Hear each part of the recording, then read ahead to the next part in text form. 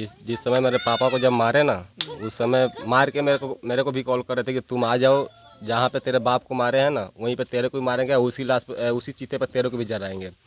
हम लोग का मांग है कि जैसे वो हमारे पापा तड़प के मरे हैं ना, उसी तरह वो उसको भी फांसी होना चाहिए।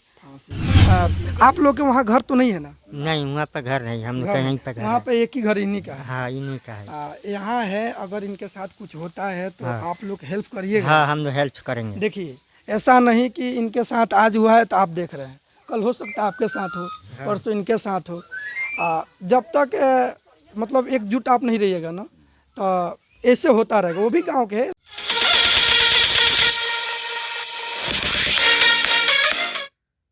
जय हिंद दोस्तों, मैं LR पब्लिक से लवकुश रंजन। आप देख रहे हैं मुचका गांव थाना के नोनिया टोली गांव में मैं आया हूं, जहां पर प्रेम प्रसंग के मामले में प्रेमी के पिता का उसी मामले में उनका देहांत हो जाता है। इसके बारे में उनके परिजन से वो प्रेमी के परिजन से बात करेंगे। क्या हुआ, क्योंकि कुछ ना कुछ आज भी ये लोग के अंदर डर पैदा हुआ है। जहाँ पर हुआ था इनकी घर कुछ दूरी पे है, 500 मीटर की दूरी पे है। वहाँ से भाग के गांव में आए हैं, ताकि इसमें जो विपक्ष वाला पार्टी है उनसे जहाँ तक डर है अंदर, डर ये है कि कहीं ना कहीं इनको भी डर लग रहा है कि हमारे ऊपर भी कोई हमला हो सकता है। जिसको जैसे बीच गांव में आप देख रहे हैं, चारों तरफ घर है, बीच गांव में आके रह रहे हैं कि कोई ऐसा अगर होगा भी हमारे ऊपर हमला तो हमारे आस पड़ोस के लोग देख लेगा, क्योंकि जो पहले वाला घर है वो थोड़ा से गांव से हट के है। तो मैं सबसे पहले उस परिजन से मिलता हूं। उनके लड़के हैं, मृतक के बड़े लड़के हैं, ये बड़े लड़की है ना, लड़की है। तो मैं इन्हीं से बात करता हूं कि अभी आपकी घर की परिस्थिति कैसा है? बहुत बुरा हाल है। माँ कैसी है? माँ की भी बुरा हाल ही है, अब कैसी है बताएं। अब दवाई भी चल रहा है सदा हॉस्पिटल में। मुझे सूचना मिला कि माँ के तबीयत बुरी तरह मतलब बुरा हाल है। और लगभग डॉक्टर तो बोला है कि 10-15 लाख रुपए लगेगा। जी। और ऐसे में हम लोग चांदा भी मांग रहे हैं गांव में, अपने गांव पे मांगे हैं, शामपुर में मांगे हैं, शामपुर गांव में भी मांगे गांव के हैं। लोग सपोर्ट कर रहे हैं, पूरा सपोर्ट कर रहे हैं। मुखिया उखिया लोग आए थे। मुखिया भी सपोर्ट किया है थोड़ा बहुत, और आपके सामने भी मिला, देखे सब कुछ देखे अभी भी ऐसे ही मिल रहा यहाँ पर जो पुलिस प्रशासन के द्वारा होमगार्ड के जवान मिले हैं, तो क्या वो रात के यहीं पर रहते हैं कि वहाँ पर रहते हैं? जब तक मेरा पापा का लाश यहाँ पे था तब तक थाना वाना सब था। लाश जब हम लोग खेती कर दिए, क्रियाक्रम जब कर दिए उनका, तब से प्रशासन चली गई है। बस एक चौकीदार है जो दिन को वहाँ पे रहता है और रात को यहीं पे आके मेरे घर पे, पुराना वाला घर पे ही सोता है। अभी भी आप लोग के पूरे परिवार के अंदर डर है कि कुछ ऐसे बात है कि हम बाहर थे, जिस समय मेरे पापा को जब मारे ना, उस समय मार के मेरे को भी कॉल कर रहे थे कि तुम आ जाओ, जहाँ पे तेरे बाप को मारे हैं ना वहीं पे तेरे को भी मारेंगे, उसी लाश उसी चीते पर तेरे को भी जलाएंगे। इसी के डर है, इसीलिए हम गाँव में आकर रह रहे हैं। देखिए, कहीं ना कहीं इनका कहना है कि जब मैं बाहर था तो मेरे पिता के जब डेड कर दिए गए, मार दिया गया था, तो बोला भी गया था कि तुम आओ वहीं पर हम तुम्हें मारेंगे, उसी तुम्हारे पिता के चिता पर तुम्हें भी सुलाएंगे।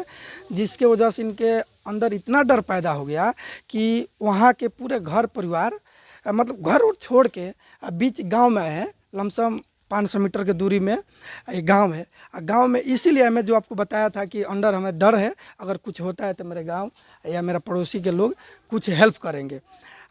डर है। मैं थोड़ा सा सिस्टर से बात कर लेता हूँ कि सिस्टर, जब ये मामला हुआ था तो आप यहाँ थी कि होने के बाद आप आई? नहीं, घटना हो गया था तब आई। मैं ससुराल गई थी, 2-4 दिन हुआ था ससुराल में। ससुराल होने के बाद आई, तो अभी मतलब उनके तरफ से कुछ धमकियाँ मिल रहा है क्या? हाँ, अभी भी धमकी मिल रहा है। जिसने मारा है ना, उस वो लड़की का दादा है, उसके वो बेटी है, छोटी बेटी बबूंती, उसके दामाद और उसके घर वाले पूरे धमकी दे रहे क्या हैं। धमकी दे रहे हैं? कि अभी भी मारेंगे। अभी भी मारेंगे। जो दो ही लोग गिरफ्तार हुआ है ना अभी। देखिए, अभी तक 2 लोग गिरफ्तार हैं। आप लोग की मांग क्या है? हम लोग का मांग है कि जैसे वो हमारे पापा तड़प के मरे हैं ना, उसी तरह वो उसको भी फांसी होना चाहिए। फांसी होना चाहिए।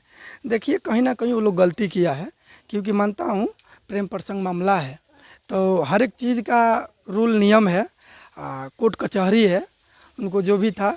इसके पहले कुछ मामला कोर्ट में गया था, कोर्ट में गया था, वहाँ कंप्रोमाइज़ हो गया था। हाँ उसके बाद भी रफा दफा हो गया था। जब लड़की लाकर हाजिर कर दिए ना, तो वो लड़की मतलब बयान में दी कि मैं अपने मामा के यहाँ भाग कर गई थी, मम्मी से झगड़ा करके, तो वो सारा केस मैंने रफा दफा हो गया था। अगर ये बताइए कि जब प्रेम प्रसंग का दुश्मनी था कि कोई ज़मीनी विवाद की था? नहीं, जमीन विवाद का नहीं, वही का है। बस प्रेम प्रसंग का मामला। अब कंप्रोमाइज़ करने के बाद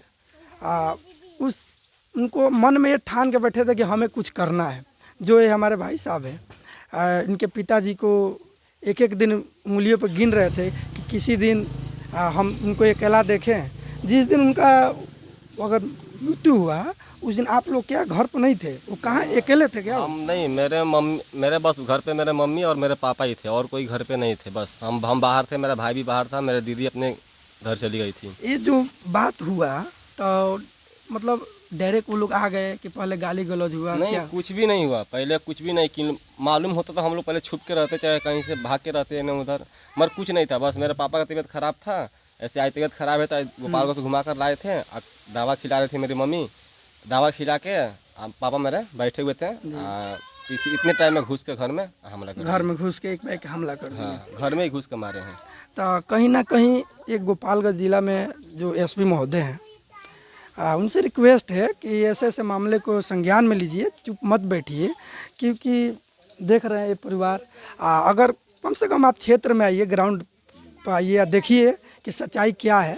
पूरे गांव इनके पक्ष में है, तो कहीं ना कहीं इनकी सच्चाई है, ये सही है। आइए इनको हेल्प कीजिए।